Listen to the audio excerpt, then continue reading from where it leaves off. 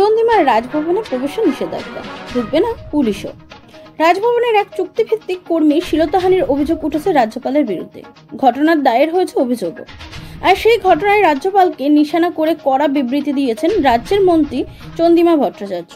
মন্ত্রী সেই বিবৃতির জেরে তার রাজভবনে প্রবেশের উপর নিষেধাজ্ঞা জারি করা হলো। এমনকি রাজভবনে পুলিশও ঢুকতে পারবে না বলে বিবৃতি দিয়ে জানিয়ে দেওয়া হয়েছে।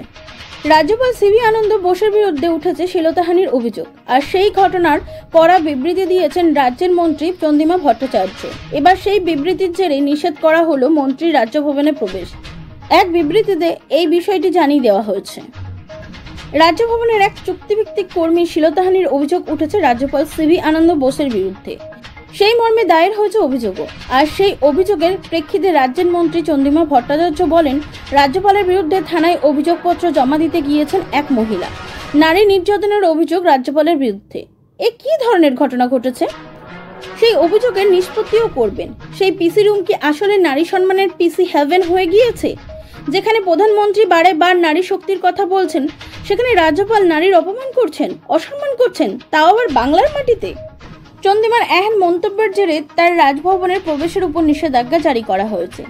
এক বিবৃতিতে জানানো হয়েছে, রাজ্যপাল সিভি আনন্দ বোসের বিরুদ্ধে মানহানিকর এবং সংবিধান বিরোধী বিবৃতির জন্য অর্থ দপ্তরের প্রতিমন্ত্রী স্বাধীন দায়িত্বপ্রাপ্ত চন্দ্রিমা ভট্টাচার্য কলকাতা, দার্জিলিং এবং ব্যারাকপুরের রাজভবন প্রাঙ্গণে প্রবেশ নিষেধ করা হয়েছে। একই সঙ্গে আরও জানানো হয়েছে যে মন্ত্রীর কোনো অনুষ্ঠানেও অংশ নেবেন না রাজ্যপাল। পাশাপাশি মন্ত্রীর বিরুদ্ধে আইনি পদক্ষেপের বিষয়ে পরামর্শের জন্য দেশের অ্যাটর্নি জেনারেলের সঙ্গে যোগাযোগ করা হয়েছে। এমনকি রাজভবনে পুলিশ ঢোকার উপরেও নিষেধাজ্ঞা জারি করা হয়েছে।